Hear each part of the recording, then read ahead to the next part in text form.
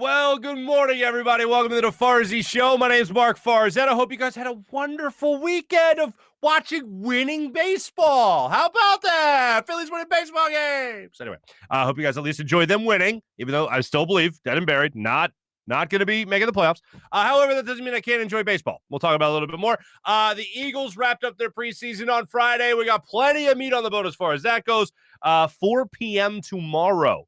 The Eagles have to be down to the 53-man roster. We'll talk about that with Geoff Mosher from Inside the Birds podcast when he joins us coming up in just a couple of minutes. About 6:30, we're going to get to Geoff Mosher. Does a great podcast there with our friend Adam Kaplan. Also, we know Jason Avant and Quentin Michael do a great job with their version of Inside the Birds as well with Q&A. So we'll be talking about them hopefully a little bit later as the season gets closer and closer. But we're now in this dead period of 2 weeks off. What are they going to do with this 2 weeks off? Nick Sirianni talked about that during his post-game press conference on Friday night. So we'll get to that as well. And guess what? You know what we get to do?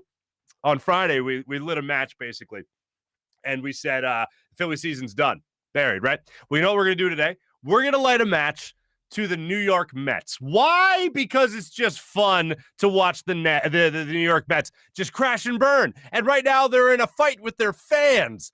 Can this get better? Absolutely not. No, it can't. But you know what? Let's start it off with the Eagles, because we're going to go in order here of the way things kind of played out over the weekend. We'll start off with this little nugget. All right, so the Eagles, they finished their preseason play by tying the New York Jets. Okay, Jalen Hurts does not play in the game. Okay, I still don't understand why. I don't get why. And I know that a reason that could be floated out there is because of injury. I don't really care for that reason too much, to be honest with you. I don't like that reasoning a little bit because now your quarterback is going to go into the season. Let's see here. He started, 4 games last year? All right. Didn't have much of a preseason, didn't have any preseason last year as a rookie. He was kind of thrown to the Wolves during last season. He played 2 series this year. Now, that was, but let's see, let's do the math. When the season starts, that'll be a month, as we predicted last week, a month between game action for your starting quarterback of your football team. That's a problem to me. Now, why is that a problem? That's a problem for this reason. Patrick Mahomes is an MVP. Patrick Mahomes is a perennial MVP candidate. I don't think many people would argue with that. Josh Allen was an MVP candidate last year for the Buffalo Bills. Those 2 players, most notably Patrick Mahomes, the better player of the 2, I think most people would agree, played significant snaps in the preseason, including playing in the 3rd preseason game, including playing an entire half of football in the 2nd preseason game. Josh Allen played almost an entire first half, all but 1 snap, which was a kneel down that they let Jake Fromm take the snap for that kneel down in Buffalo. So you mean to tell me that those 2 players need the preseason, but Jalen Hurts doesn't need the preseason? That makes 0 sense to me. And for a guy that is Mr. Competitive like Nick Sirianni, man, that seems to go out the window when it comes to a game. But when it comes to practice, we're talking about practice, not a game, not a game, not a game. We're talking about practice. Apparently, the practice means more than the ultimate form of competition, which is a game itself. Let's hear from Nick Sirianni what he had to get into. First off, let's talk about this. 2-week layoff period, as we mentioned before. Let me get to it. Before I get to Nick Sirianni, I do want to tell you this. We're going to make a change today. We are going to have our social media check-in before the guest. So we're going to get to all your guys' piping hot takes because there was so much that happened over the weekend. I want to make sure we get to that before we get to our guests. So we're going to have you guys. So feel free, as you always do on our comment section on YouTube, feel free to hit me up throughout the first 15, 20 minutes of the show, and I'll run through all your guys' piping hot takes and your responses to me, whatever it might be, your hate for Mike Sealski. I don't know. Whatever you're feeling today, folks. Whatever you're feeling today. But here is Nick Sirianni. So we're going to get to that coming up in about 15 minutes. Here's Nick Sirianni talking about how they're going to stay sharp over the next 2 weeks before they get ready for their Week 1 season opener in Atlanta against the Falcons.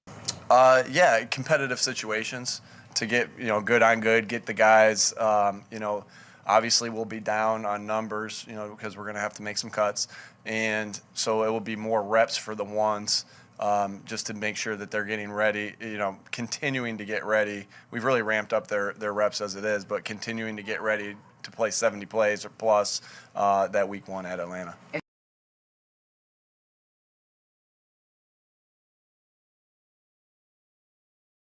competitive situations.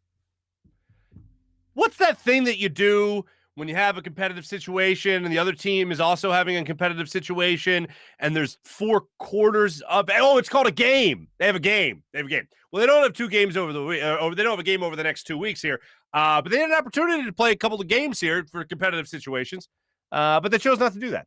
So over the next 2 weeks, they're going to have more competitive situations at what apparently is the most important thing in the world, which is practice. Not a game, but practice. I didn't know that, but you know what? We're all learning. And we're all going to be better people for it. So Geoff McClain of the Inquirer, Eagles beat writer, does a great job. He decided to press Nick Sirianni a little bit on why he didn't have his starters play in this third and final preseason game against the Jets. Here's the reason Nick Sirianni gave to not playing his starters. With the way we practiced the last 2 days, like the way we practiced against that you guys were at the practice against the Jets that second day, and even the first day. I mean, that was a hard physical practice. And to me, that's a game.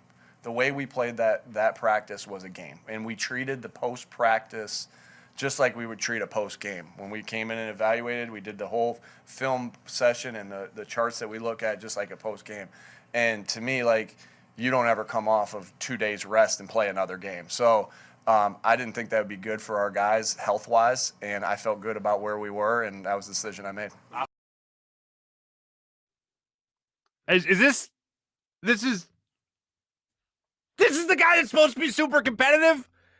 This is the guy that's supposed to be all about keeping track of practices and keeping track of who wins and loses a practice, and this is the guy that also won't let you play in a game itself. Hey, look, you know what? I was thinking about it over the weekend more, especially after the game Friday, and I was thinking, okay, how much does it really matter? And then I watched Josh Allen play. I watched Patrick Mahomes play, and the only real guy that didn't play was Aaron Rodgers. And he's a 3-time MVP, so he can kind of do whatever the hell he damn well pleases. He's also 37 years old. So I'm thinking about this. Like, how much does it really matter? And it would have mattered, I think, if you would have got him out there for a quarter. If you would have got him out there, especially for a half. I wasn't asking for a half. I was asking for a couple series on Friday, if you remember, as long as some of the members of the offensive line were going to play. But to hear him talk about practice as if it is the most important thing when you're really overall just needing experience for a guy that's going into his first season ever as a professional number 1 quarterback, it makes 0 sense to me. Gardner Minshew is going to come in here with more experience this preseason alone than your starting quarterback. And that shouldn't be breaking news when you consider the way the league has gone over the last couple of years. But when you watch Josh Allen and Patrick Mahomes play predominant roles in the preseason, maybe for one game, if at all, where's Jalen Hurts this entire time? It's completely bass-ackwards when it comes to how Nick Sirianni, the gospel according to Sirianni coming into Philadelphia, all about competition. Well, I guess it's all about competition only in practice and not the game itself. It of all the things, and I have been a Nick Sirianni fan. I was the guy defending them with the whole rock, paper, scissors thing. I'm not on a hate train for Nick Sirianni at all. But if you're going to talk about the first thing we could do to question his coaching, aside from his opening press conference, his introductory press conference, this is it right now. This does not seem like the best strategy for a first-time head coach to try to be pulling off. But we'll continue to follow it. And hopefully, you know what? Hopefully it's all fine and dandy. There's that hopefully again. Let's root for that to be true. So that's where we're at right now as far as playing the starters and all that. We're going to get to a little bit more from Nick Sirianni a little bit later on because he revealed a name that is going to be helping out in the coaching staff now, which I thought was really interesting. It's a name from seasons past, if you will, with the Philadelphia Eagles. Not necessarily with us, but with another team that kind of took it to Philadelphia on Thanksgiving, most notably. You know what? I'm going to give due diligence here when it comes to the Philadelphia Phillies, ladies and gentlemen. Even though I don't believe that they're going to be a playoff team, they're 4 games out of a wild card spot. They're 4.5 games out of the NL East. Now, here's my most concerning thing. All right, it's great that they won 3 out of 4. I had said on Friday, you know what? Go ahead, rattle off 9 in a row now. Now, because after this 4-game series with the Diamondbacks, they got the Nationals, they got the Marlins. These are all winnable games. Go out there and win. Reese Hoskins, as we mentioned on Friday, is done for the season because he's got a abdominal strain. He's going to have surgery, a small tear in his abdomen. JT Realmuto just rolled his ankle Saturday. So we're going to have to see how that, or yesterday, we're going to see how that comes out. He's day-to-day right now. He rolled his ankle yesterday on Sunday. Came out, he was swinging, and apparently swung wrong. Thank you.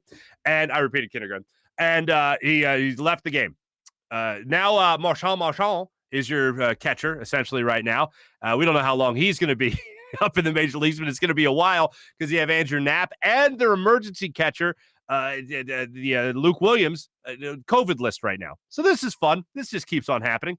And the Phillies right now are in a conversation where Bryce Harper has volunteered his services as a catcher once again, even though when he was drafted by the Nationals, #1 overall, he went from catcher to outfield so that he could keep his career going longer. No fault there. But he has volunteered his services to take over as catcher if they need someone to fill in an emergency situation. You have Knapp, you have Williams on the COVID protocol list for at least a week, another week now after yesterday. It's going to be a while. So the Phillies right now, and this is even what Joe Girardi said, even after they won 3 games of this 4-game series, they're going to have to depend on not just Bryce Harper being an MVP candidate, which over the last 2 months especially he has been, getting on base around, over 440, an on-base percentage of over 440 over the last 2 months, hitting well over 300 over the last 2 months, and he's got 9 home runs in the month of August right now. I had said weeks ago that if the Phillies were going to make any type of push, they're going to have Bryce Harper be an undisputed MVP for the last 3 months of the season, not just on the Phillies club, but in baseball in general, in the National League at least, if they're going to have a shot of playing meaningful games in September. So far, Bryce Harper has done that. But still, they're 4.5 games out of first place in the NL East. So what needs to happen now? And this is what Joe Girardi got to yesterday, which I thought was really interesting. Joe Girardi started talking about how you have to have guys like Freddie Galvis. You have to have guys like Mosher, making sure that when they go to the plate, they're giving you productive at-bats and they're scoring runs. You have to have a guy like Didi Gregorius go out there and get you maybe not 3 doubles in one game, although that'd be nice, but he's got to be able to do that. Well, it looks like you're going to have to do more depending on Freddie Galvis. It looks like you're going to have to do more depending on Mosher, simply because now another guy that you were hoping to carry a little bit, Didi Gregorius, maybe he was turning it on as of late. He's on paternity leave right now. And with the storms going on, I don't know where the baby was at, but Joe Girardi alluded to the baby being born outside the country. So they got some traveling to do to get back into maybe D.C. There might be no planes going to D.C. in the next couple of days with the storms that are happening in that part of the world where the baby's being born. So the Phillies could be without Didi Gregorius after he might have started to figure things out of the plate. And maybe Didi, maybe Bryce Harper started to take things more personally, take things more on their own shoulders with the injuries that are befalling the Phillies right now. Joe Girardi alluded to getting guys that don't normally produce to produce. Brad Miller gets a triple over the weekend. All right, great. Jankowski gets another triple over the weekend. Okay, great. These are all things that you need the Phillies to do outside of just Bryce Harper hitting the cover off the baseball. And you know what? Gene Segura is another name you could throw on that list of another guy that needs to step up and start carrying this baseball team a little bit more. Because I was crunching the numbers a little bit over the weekend. And this is what I got. Phillies had 8 doubles, 4 homers, and 3 triples in their 3 straight wins to close out this Diamondback series. You keep on doing that with the pitching you were getting, most notably Kyle Gibson. You even have Ranger Suarez go out there and give you 5 1/3 of some good quality baseball, good quality innings there. And yeah, maybe you'll continue playing some meaningful games when mid-September rolls around. But this is the most worrisome thing we can look at right now with the Phillies. And it didn't dawn on me until I was looking it over the weekend here. When you look at the schedule, one of the things I continuously said when they were struggling against the Diamondbacks, and they even lost the middle game in a series against the Padres. Get me back to the NL East. When they lost 2 or 3 to the Dodgers, get me back to the NL East as quickly as humanly possible. What I didn't realize at the time was that Mets game that I was going to allude to with Pete Alonso saying, hey, just believe in us. When they swept the Mets, August 8th was the last game of that series. I didn't realize that was the last home game against an NL East opponent for the rest of the year. So the Phillies play the Nationals, then they play the Marlins. Both those series are on the road. Phillies face the Braves one more time this season for a 3-game series in Atlanta. Then they've also faced the Marlins one more time in Miami. They face the Mets one more time in New York. The Phillies are in a abysmal road team over the last, 10 years, it seems. But this year in particular, the Phillies are 11 games over 500 at home this year. They are 9 games under 500 on the road this year. And that's what you're going to be depending on for them to make any type of push to not just play meaningful games in September, but lock up a playoff spot in the National League. Now, the Dodgers right now are running away with the first wild card. I think everybody knows that. Now you got the Padres, the Cardinals, and the Phillies really beating the crap out of each other to try to win the second wild card spot. As I said, Phillies 4 games out of a wild card spot right now, 4.5 games out of the NL East. They're going to need a hell of a lot more than just Bryce Harper hitting the cover off the ball, a healthy JT Realmuto, Didi Gregorius coming back from paternity leave, the pitchers pitching as well as they have as of late, and hopefully Zach Wheeler gets that going again today. Aaron Nola, everybody, Kyle Gibson, like all that. They're going to need a hell of a lot to make any type of push in the second half of September to try to lock up a wild card spot. So still dead and buried. Wanted to give them their due diligence, or wanted to give them their just due for actually winning 3 games in a row. See if they can keep it going. I'll root to be wrong. Let's go Phillies. All right. Let me tell you about my good friend Steven Singer of Steven Singer Jewelers. Looking to get engaged? Got a big present coming up that you got to get for somebody special? Check out my friend Steven Singer, the other corner of 8th and Walnut, right in Philadelphia, right in Jewelers Row. I still can't get over the fact that it's going to be 20 years since the 9/11 attacks. Well, make sure you go to IHateStevenSinger.com. That's IHateStevenSinger.com. Learn how you can buy a pendant, a 9/11 memorial pendant that will go to a beautiful memorial, beautiful statue, helped fund by Steven Singer and some other great donators. It's a beautiful thing. Check it out at IHateStevenSinger.com. And also, like I said, if you're looking to get engaged, if you're looking for a big jewelry purchase, make sure you do what I do and trust Steven Singer of Steven Singer Jewelers, because every single day you're going to get treated great. You're going to get treated like family. You're going to get treated every single day with the perfect price. So you don't have to worry about coupons. You don't have to worry about promo codes. You don't have to worry about walking in and saying, I should have been here yesterday when we had that big sale. Every day is the sale at Steven Singer Jewelers, because every day he takes care of his customers with the perfect price. No haggling, no negotiating. You walk in, it's set at the perfect price so you can relax and concentrate on what piece of jewelry you want to buy as a real jewelry expert. A real jewelry expert walks you through the entire process. Always fast and free shipping, by the way, at IHateStevenSinger.com. And don't forget about the Ready for Love diamond engagement rings that are just that, ready for love. Walk in, and Steven Singer's got them ready for you, for your love. Just like that. IHateStevenSinger.com. Always fast and free shipping. All right. Normally, we roll right into our guest on the Rothman Orthopaedics guest line. We're going to switch things up a little bit here with everything going on here with the Eagle. Oh, wait. Did I not mention? Yeah, I mentioned Gardner Minshew, but I didn't expound.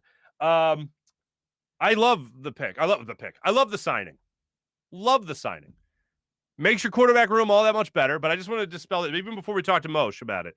I know there's some people that are like, oh, well, maybe now the Deshaun Watson deal is going to happen. As we found out over the weekend, the Deshaun Watson deal is not happening, as the reports go right now. Thank goodness for that, because as I told you when I was on horseback in Colorado, if you remember that, I said, don't trade for Deshaun Watson, write out Jalen Hurts for the year, see how it goes.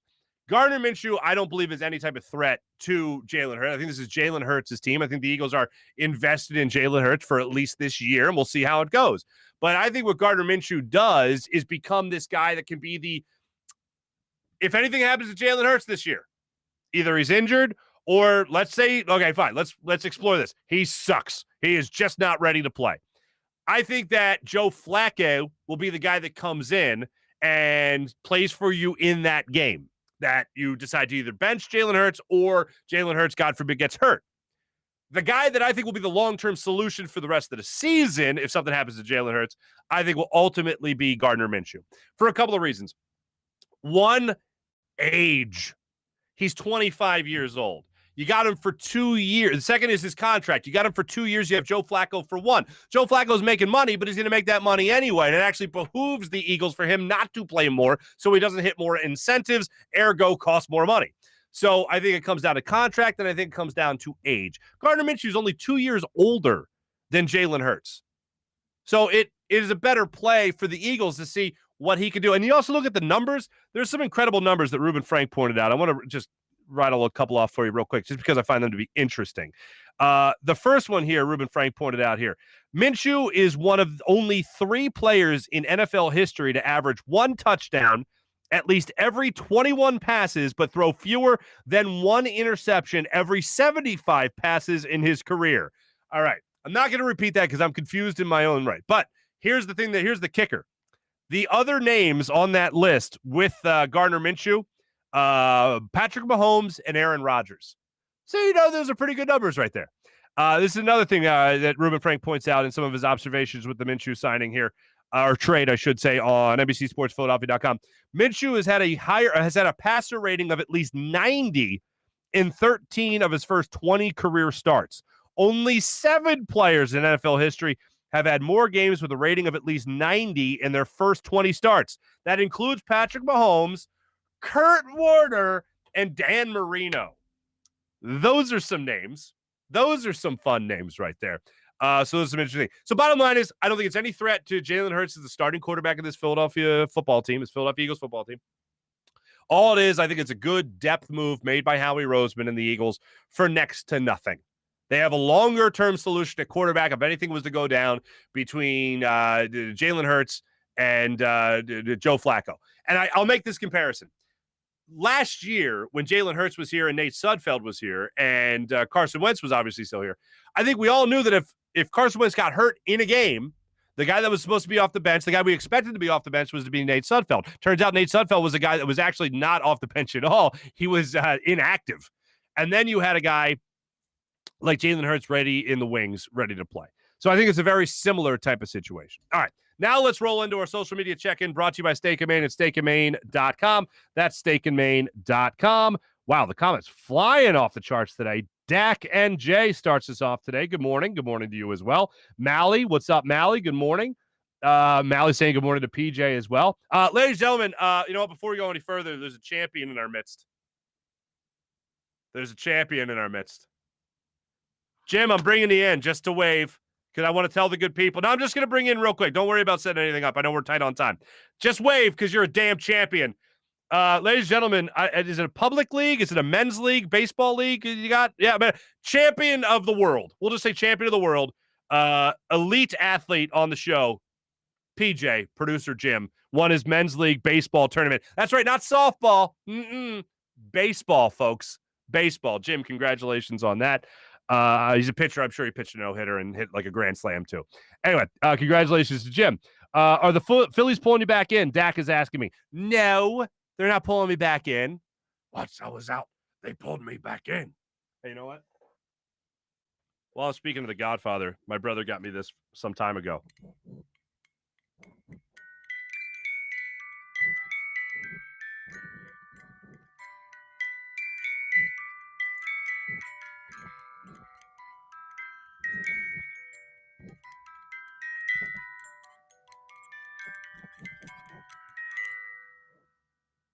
Thank you. It's one of those little music boxes you buy. It comes up like an Instagram ad. Anyway. Sorry, I used that last night for my fantasy draft. All right, anyway. So, no, they're not pulling me back in, at least not yet. Phillies are gassing us up again. Mally, I am not taking the bait. I am not taking the bait on the Phillies. I am simply going to enjoy the season for the remaining month that we have left. It's already football season in my mind. It's already football season. They beat the Diamondbacks. They got the Marlins. They got the Nationals. They got the Marlins. And so all the games, the fact that all these games are on the road lets me know that they're not making the playoffs. No more games at home in the NL East. It all evens out. QB Factory is back. Oh, by the way, go to FarzyShow.com. You can buy your QB Factory t-shirts. Someone... Benny! What's up, Benny? Oh, wait, never mind. He spells his name like a weirdo? Oh, Geoff Mosher. Yeah, he's got the GE thing. Yeah. Best way to prepare to play football is to not play football at all, ever. Dan Schwartz, good morning, my friend. You couldn't be more right. Jacob's in. What's up, Jacob? What's happening? What a change up. It was Howie's decision. I don't doubt that. Mally, Sealski is the devil. Won't disrespect animals anymore. Do we need to do this? Do I need to do this for the good people of Philadelphia? Do I need to do this? I think I need to do this. Dan and everybody in the chat, I am not an animal.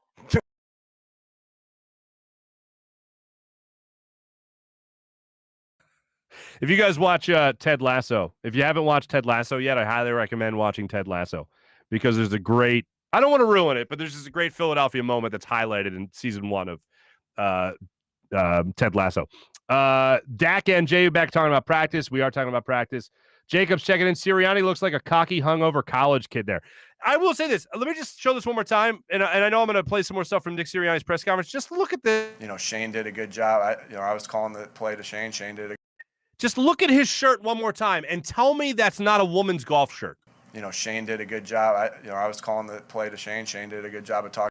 Like, not that I've ever done this or know anyone that has done this, but it's like a guy who was late for his tee time, runs into the pro shop real quick to buy a golf shirt, puts on the golf shirt, gets on like the second hole, and all his buddies are like, dude, that's a woman's shirt. You bought a woman's shirt. It looks like a woman's shirt to play golf in. As someone who doesn't mind a European cut, if you will, that's a little too European. I'm just saying is all. It looks like a female shirt. It looks like a woman's shirt. Just saying is all. Let's see here. Sleep apnea. That's why we don't play starters. Dan, you're a brilliant man. Everyone I hear Sirianni think of Jackie Martlin's ex-wife. Inside the Birds checking in. Oh, look at you guys ready to watch your own boy there. I love it. So cute how naive you're being, Marc. You know the coach doesn't run this team. Sorry, I'm tired of just hitting the buttons and sending incomplete messages. I'm not attacking the chat board properly. You're right. It's that Howie Roseman character. Greg's checking in. What's up, Greg? Nice to have you on the program. Broads is in. What's up, Broads? Freddie Galvis, the savior. Not a good sign. Chris, you're not far off. Broad should take over the midday show. Oh, all right. Mally, I'm not a bitter man. All I can tell you is I'm having some of the most fun I've ever had in my life doing this program. That's all I can tell you right now. Fast pitch and no, he pitches. It's real baseball, not fast pitch. It's real baseball. PJ is the athlete on this program, folks. Yo, peep the helmet. Yeah, you guys like the helmet? You like that? That's a nice quality item.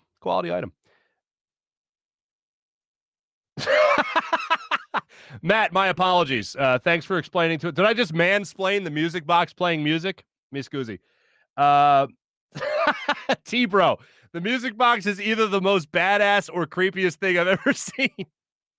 I used to follow Derek Gunn around with this music box at NBC because I always call Derek Gunn the Gunfather. And I would just follow him around with this as he made excellent points. Anyway, thanks everyone that checked in on our social media check-in brought to you by Steak and Maine and steakandmaine.com. Much appreciated. We will give you a full and complete morning rush segment as we do each and every day coming up after we talk to Geoff Mosher from Inside the Birds podcast. Make sure you guys stay tuned for that. But I really look forward. This is a fun conversation we have with Geoff. I found out we had April is basically saying, no, it's creepy as hell. April, real quick, before I go to Geoff Mosher, just yay or nay, hit me up in the comments right now. Did Nick Sirianni, does that look like a woman's golf shirt? That's all I'm asking. I try to report the facts, folks. Just April, was it a woman's golf shirt? That's all I ask. I'm just, for the essence, I try to be a bastion of truth on this show. April says absolutely. There you have it, folks. All right, without further ado, ladies and gentlemen, here is our conversation with the great Geoff Mosher. Make sure you check out his latest podcast, Inside the Birds podcast. Eagles got to get down to the 53-man roster. We'll see what Geoff Mosher has to say about it coming up right now on the Rothman Orthopaedics guest line.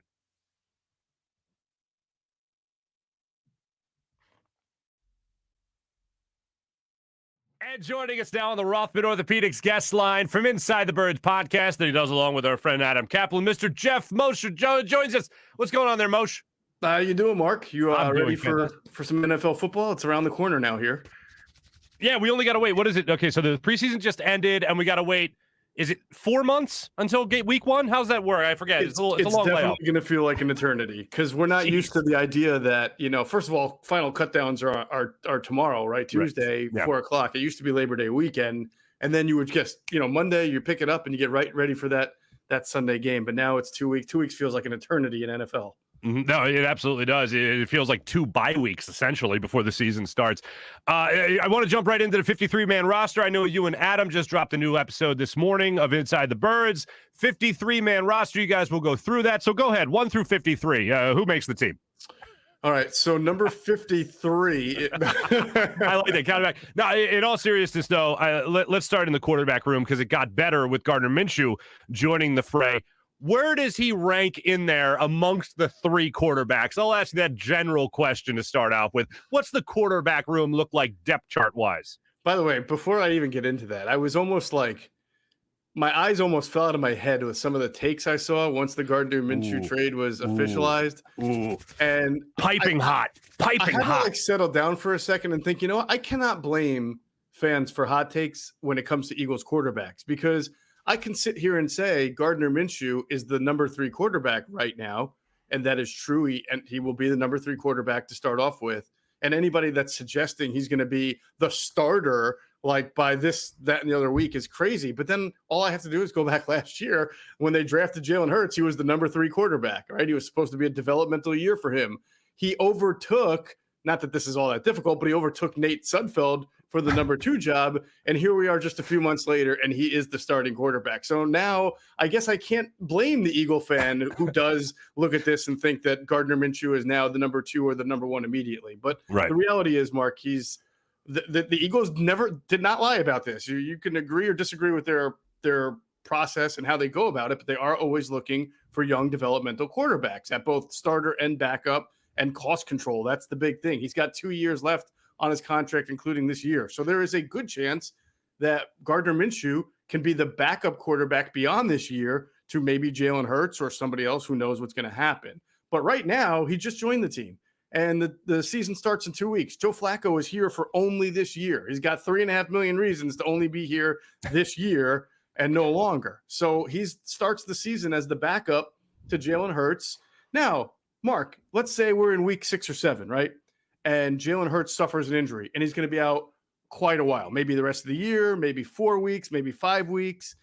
Then I can understand if they're looking at it and saying, well, this is a good chance now over a long 5 or 6 period to evaluate Gardner Minshew if we like what he's seen so far and see if he can be our backup of the future. Joe Flacco is here to, like, if you lose your starting quarterback within a game or for a game, to go in there and help you stay competitive. I do think all the rules could change, though, if Jalen Hurts were to miss 3, 4, 5, 6 weeks, somewhere during the season, and they want to get a longer look at Minshew to see what he's all about for them. Yeah. No, you and I are on the exact same page as far as that goes. It's almost like any situation around the league where you have a guy that you can throw in immediately, and then you have another guy that you feel like if there was a long-term solution at starter for the season, you have somebody else you could throw in there. I think that's the way. You and I are looking at this the same way, I feel. Wide receiver is an interesting thing for this Eagles team. Greg Ward has kind of become a fan favorite. J.J. Arcega-Whiteside has kind of been the opposite of that. But if you're going to compare numbers, performance overall this preseason, and forget about all that has to do in the history, J.J. Arcega-Whiteside might have saved his Eagle career with that touchdown reception against the Jets. Well, I think the weird thing about the preseason is that if you're playing a lot, it means that the team usually doesn't like you and you have to make the roster, right? Mm-hmm. So, but then when you do play a lot and you put up some numbers, right, then someone says, well, geez, you've got better stats this preseason than, like, J.J. Arcega-Whiteside has better stats than Greg Ward. Well, I think some of that is that they know what Greg Ward is. They understand what Greg Ward is. And they had a lot more to find out about this coaching staff, about J.J. Arcega-Whiteside. He did make some nice plays in that last preseason game. Will that save his job? I don't know. I still tend to think, though, that with Greg Ward, his ability to be a punt returner, his ability to be a slot receiver who makes those very reliable, 3rd and 3, 3rd and 4 catches, gives him a lot more credibility in this coaching staff's mind than J.J. Arcega-Whiteside. All right. So does Arcega-Whiteside make the team, you think? Do we finally rid ourselves? Do we finally say no mas? Man, this was one of the toughest things Adam and I had to go through on the 53-man pie, and I'm not sure we totally agree on it, but both of us also know that this thing is a crapshoot and it could go either way. Like Travis Fulgham is the guy that has more natural talent, right? We saw that on display. Certainly. But he's also the guy that they have to work so hard to keep focused and get right all the time. Whereas JJ Arcega-Whiteside has played some special teams, done all right. He's made the catches that have been thrown to him. It may not be what they thought he was going to be, but I don't know that the coaching staff has to spend every last second trying to get the talent out of him. They just may see that, hey, he can be a bottom roster receiver. He can play special teams, which is what a fourth or fifth wide receiver has to do. When it's all said and done, there's a chance neither of those guys make it. Howie Roseman's very aggressive. And let's see what happens not only with the 53 roster, Mark, but the day after when the waiver claims are made and then you start to see teams swing deals. So these guys could make the team and then be off of it the next day. Anything could happen. Now, I hate to harp on something that's already done, but first and foremost, what side of the fence were you on as far as Jalen Hurts playing in the final preseason game? And in any capacity, were you pro play or were you, no, he can't play? Is it fair to say like there's benefits and advantages to both, and that at the end of the day, it's almost, I don't want to say it's a moot point or an argumentless argument, but Andy Reid's a pretty darn good coach, right? I just coined that, by the way. I like that. Argumentless argument. I like that. I'm gonna tell that to my wife. Right, Andy. This is an argumentless argument. Why are we even arguing? Let's see how she responds to that one. Get back to me, because then I'll negatively. I'll go ahead and predict negatively. There you go. But no, John Harbaugh plays starters, right? Andy Reid plays starters. These are all very successful coaches. Sean McVay has never played, I think, a starter since he became the Rams coach in the preseason, right? And he's had a pretty successful tenure. He's been to a Super Bowl. So I would just say, since we have no control over it, right? I would say look at why the Eagles do this. They're really big into sports science. And I just mentioned Sean McVay. When Sean McVay got there, their head of sports science and medical was a guy named Ted Rath. Well, Ted Rath was hired by Howie Roseman, 2 years ago, among the third rechanging of the medical staffs. And so now he's in charge of the Eagles sports science department. So now you're connecting dots, right? What they did in LA, it's very similar, not completely the same because Nick Sirianni has played some starters, but similar to what they're doing here. And I think that's what you're going to see. I believe that Howie and Geoff really buy into the sports science, and Nick Sirianni, I don't know how he feels because he's never really articulated it, but you know what? I think he's just going to call it a collective decision and stick with that line because that's what he's basically said. When you look at Nick Sirianni going through his first camp as a head coach, I've asked some people this before. It's been some pretty good reviews so far. What'd you make of Nick Sirianni's first time as a head coach running camp for this Philadelphia Eagles team? Yeah, I think what I liked, if I'm going to pick something positive, is that he coaches his players. I mean, he doesn't just recommend things. If guys don't do well, he'll get into them, and he will not only just yell at them, but especially with the receivers, which is a position that everybody wants to see developed. I mean, you'll see him getting into the technique, showing the footwork. And I've also seen him at times coaches. That was a big thing that we felt, Adam and I, and Inside the Birds, that Doug Peterson fell short of. When your coaches aren't doing their jobs to the best of the ability, how accountable are you holding them? And at least from plain sight, there were times where I saw, if somebody didn't line up right, Nick Sirianni would look at the assistant coach. Hey, get those guys together. I thought Jonathan Gannon was the same way. And so that was a positive. He's energetic. I think these are all good things. What we need to find out is how does the Nick Sirianni demeanor, that kind of players coach, that joyful spirit that he's got, how does that play when the Eagles lose a really tough game to Dallas at home or on the road? It doesn't really matter. Or a playoff game. We knew that was Doug's strong point, right? We knew that the players always seemed to rally around Doug. Obviously last year, the bottom fell out, but in general, in his tenure, you would say no matter when the Eagles had their backs against the wall, they fought for Doug. We'll have to see if that's the same they feel about Nick Sirianni. Last thing for you, your almost too early prediction.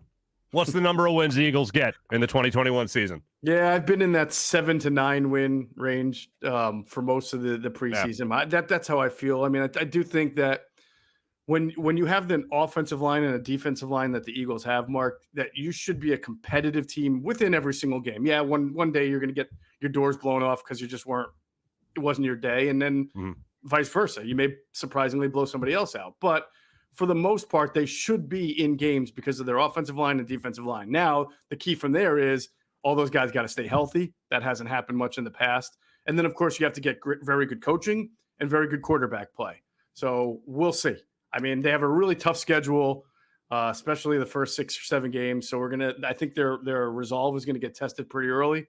But at the end of the day, I see them in that 7 to 9 win range. I like it. You and I are in that same range, my friend. Geoff Mosher, catch his latest episode of Inside the Birds podcast wherever you get your podcasts, along with Adam Kaplan. They do a great job breaking down, and I'm sure they'll do a great job breaking down the entire 53-man roster. Geoff, can't wait to listen. Thanks so much for joining us. And just so people know, you rushed back from Wildwood with the family just to do this hit with me. God bless you. Thank you so much. I did. It had nothing to do with the rain, just completely soaking my whole weekend. It was all about you, Mark. Just spending time with me. Exactly. Mosher, the best. Thanks so much, brother. Take care, brother. Take it easy. Geoff Mosher joining us on the Rothman Orthopaedics guest line. My thanks once again to the great Geoff Mosher, Inside the Birds podcast, for jumping on with us. Make sure you guys catch the latest episode of Inside the Birds, where they predict all 53, as Geoff told us, with our good friend Adam Kaplan. Thanks again to Geoff joining us on the Rothman Orthopaedics guest line. Before I get to our sponsorships, I just one more time. I can't get over it. Nick Sirianni, all about competition, except for when it's a game. That's the weirdest thing I've ever heard of, ever. The guy will grade practices. The guy will keep score during practice. The guy will say the offense won today, the defense won today, whatever special teams won, I don't know. But apparently it's really in-depth. It's real detailed as to who won practice each and every day. When it comes to the actual game situations, no, we don't. We don't compete during a game. That's what practice is for. Once again, I don't play any role in negotiating for either side. But if I'm the Players Association, pay me more to be in practices then, because apparently that's what matters more. Not a game. We talking about practice. Lives on in infamy. Let me tell you about our good friends at Rothman Orthopaedics.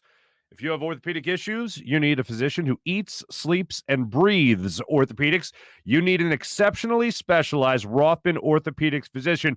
They not only specialize in orthopedics, but each of their physicians only focuses in on one area of the body, which means you can have the confidence to get past the pain and be what you were. Visit them in one of their 30-plus locations in Pennsylvania and New Jersey, including 4 orthopedic-only urgent cares. Learning more at RothmanOrtho.com. You can learn more at RothmanOrtho.com. That's RothmanOrtho.com. And don't forget, coming up on our YouTube page, we're going to have a lot of information courtesy of the great people of Rothman Orthopaedics with our injury rundown. That's right. We're going to be giving you a glossary of very popular and unfortunate injuries. But if you want a better understanding of those injuries, our good friends at Rothman Orthopaedics will be giving us a rundown on some very specific injuries, a general description as these injuries happen to different athletes, and hopefully they won't even happen. But for a better understanding of sports injuries and orthopedic injuries, Rothman Orthopaedics, the great doctors there, will be sure to give us a rundown of, I think they gave us about a dozen different injuries, how they're treated, the time it takes to bounce back from them, and how they occur as well, including what exactly they are. I know sometimes people hear fifth metatarsal and they're not sure what that means. Rothman Orthopaedics helps us understand that. I also want to give a hat tip to our friends at Steak and Maine at steakandmaine.com in the heart of Northeast Maryland. I did my fantasy football draft last night. I may have mentioned that before. And you know what? My friends were asking me, hey, what's with the Steak and Maine place? How come you hit us up there? I've been there with many friends, but not these friends. These friends I got to take. Steak and Maine in the heart of Northeast Maryland. Whether you dine in a more upscale steakhouse or casual bar and patio, you'll enjoy the highest quality of prime meats, fresh seafood, world-class oyster bar, and freshly prepared sushi. All that and an extensive wine list, including their own Cavada Cellars wines. Open every day for lunch, dinner, or Sunday brunch. You can check them out at steakandmaine.com. Voted #1 place for steaks in America by the Travel Channel and the Cooking Channel. Check it out for yourself at steakandmaine.com for more information. And once again, whether you like to dine in their upscale steakhouse or that casual bar or the patio, you can always enjoy Cavada Cellars wines. As always, I recommend the Pinot Noir from Cavada Cellars wines with a delicious, succulent, juicy tomahawk steak Treat yourself, ladies and gentlemen. And how about our friends at PHL Sports Nation, Philadelphia Sports Nation, enhancing your Philadelphia sports fan experience across all social media, blogs as well at PHL Sports Nation. That's Philadelphia Sports Nation. A lot of Eagles content with Eagles Nation there, so make sure you check them out for all things Philadelphia sports. Now, we already did our social media check-in before we got to Geoff Mosher, so ladies and gentlemen, right now, let's give you our Morning Rush, brought to you by Sky Motorcars and SkyMotorcars.com.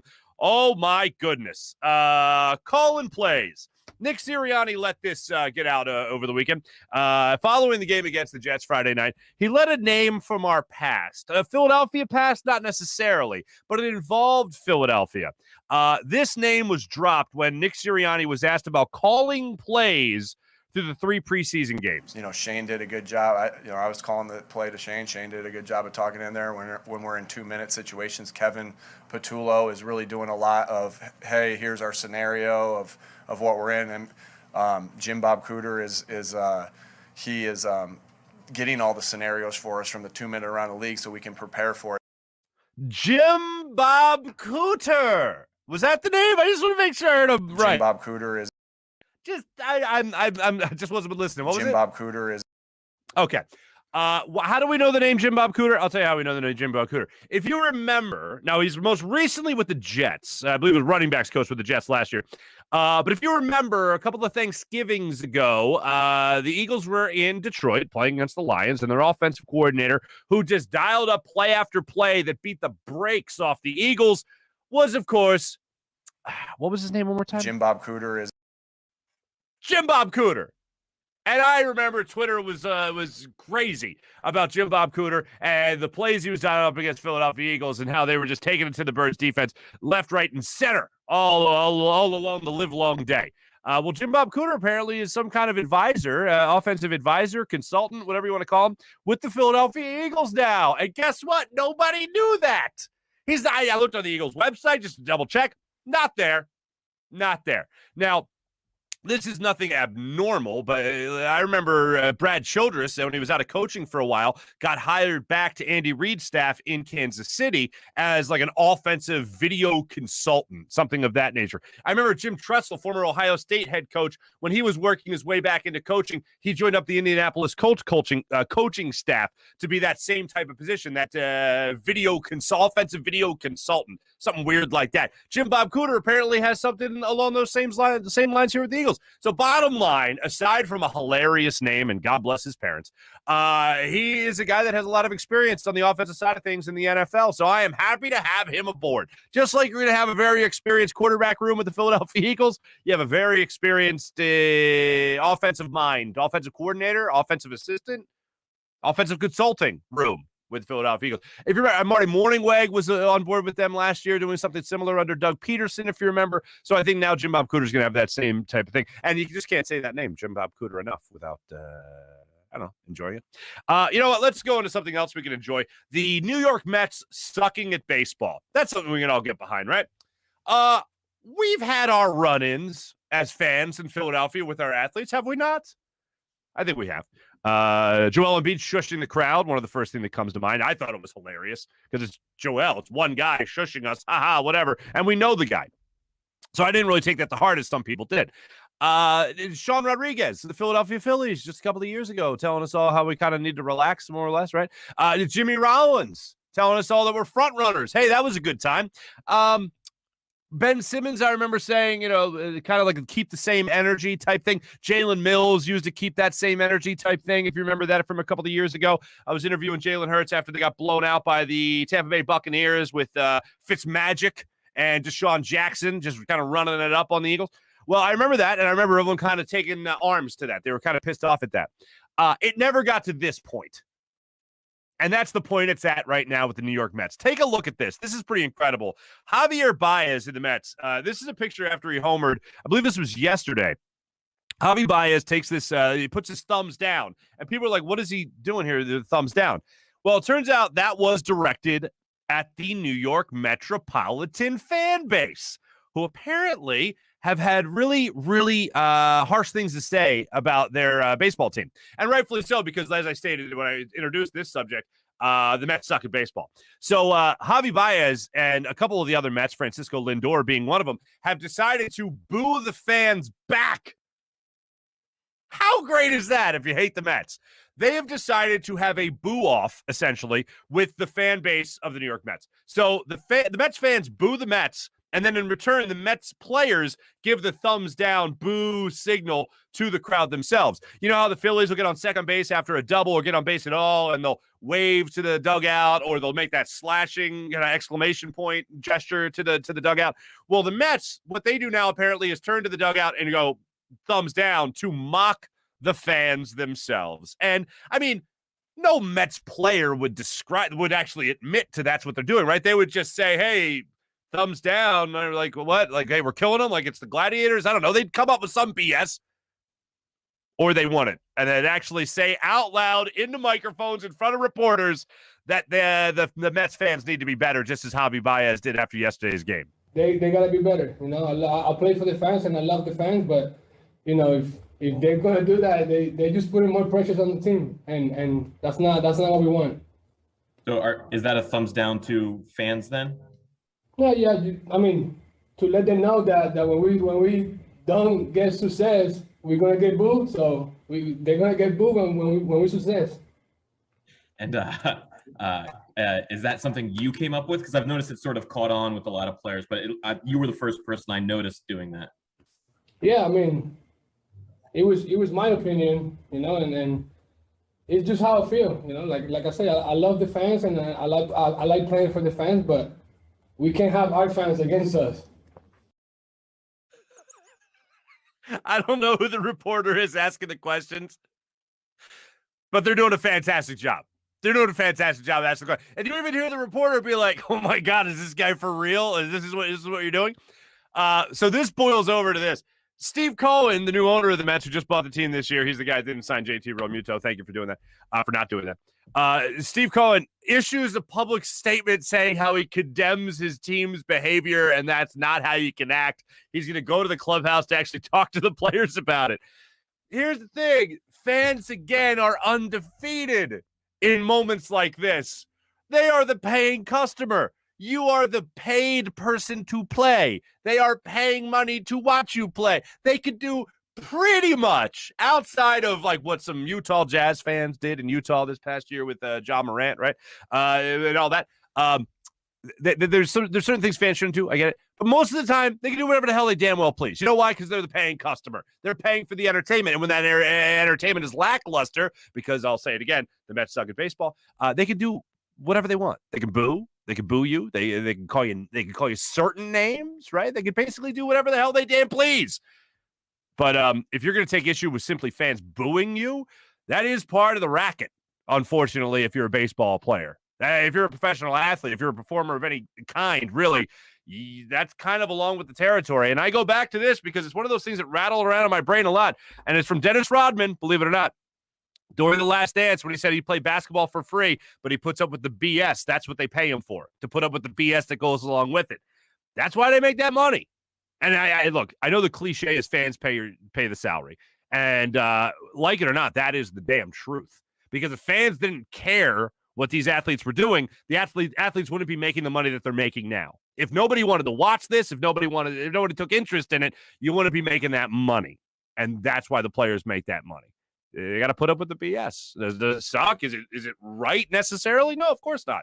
But if you're going to get in a little entanglement with the fans like this, a little scuffle with the fans like this, just know you're going to lose. There's no win to be had here. And it even makes me laugh a little harder when I go back to Pete Alonso's comments after the Phillies played the 3-game series and they swept the Mets a couple of weeks back now, at the beginning of August 8th, I think was the last home game against the NL East team and the last NL East home game of the season for the Phillies. But when you go back to that game afterwards in the third and final game there, Pete Alonso came out and talked directly to Mets fans about how you have to believe. You got to believe in us. Believe in us. Just keep believing. We're going to go through hard times. Just stick with us. We're going to win together. And Javi Baez even said something similar. We're going to win together. We're going to lose together. That type of thing. Well, apparently the Mets fans didn't take too kindly to that either. Actually, I think my reaction and a lot of your reaction to all that was something very similar to how Mets fans reacted, which was, dude, whatever. that kind of thing. Anyway, so the Mets suck. I can't say it enough because I bask in the glory of them sucking at baseball. Let's talk about the Phillies one more time. Phillies versus Nationals, 7:05 start time tonight. Zach Wheeler gets the ball for the Phillies. Look, as I said earlier, I am not expecting the Phillies to make the playoffs. We buried them last week. We said that this is the season's over as far as that. No playoff baseball. That doesn't mean I won't be watching. That doesn't mean that I won't be rooting to be wrong and hoping that I'm wrong. I hope I'm wrong. I still don't buy it. But that also doesn't mean that I don't want to watch good baseball. I want to watch good baseball for the last month of the season. I want to see them at least give us those meaningful games. And when you're 4.5 games out and you got 32 games left to play, all right, let's have at it. Meaningful games in September. This when it comes to betting on them, I just won't be doing that. One last thing, looking at some of my notes, one thing that I missed earlier in the show. This was great, and it's really the person that won Twitter over the weekend. I think, again, the acquisition of Gardner Minshew is a fine acquisition. It makes the quarterback room all that much better. That's fantastic. But the person that won Twitter over the weekend, I got to give a hat tip to 6ABC's Jamie Apodi. And we all know Jim Gardner's mustache is just fantastic. It is on point. But Jamie Apodi, a 6ABC sports reporter, of course, put this out there. With the Eagles trading for quarterback Gardner Minshew, he will become the second most famous mustached Gardner in Philly. Jim Gardner, of course, being number one. I mean, Jim Gardner doesn't have a famous mustache, but if we're just talking about overall better mustache, I mean, how do you go against what Gardner Minshew brings to the table right there with that mustachio bashio that he's got going on right there? Jamie Apodi, credit to you. Good hustle to you. Ladies and gentlemen, my name is Marc Farzetta. This is the Farzy Show. Of course, Hugh Lamont Douglas III will be joining us tomorrow morning on a fine Hughes Day morning to talk about all things football and really what you would do with a 2-week layoff period before the season even starts. What the hell's with that? We'll talk to you about that tomorrow morning. Look forward to doing that. My thanks to Jim Hyden, who produced the program. This is a Buzz Sports and Entertainment production. Thanks for watching, everybody. Be back with you guys tomorrow morning. Take it easy.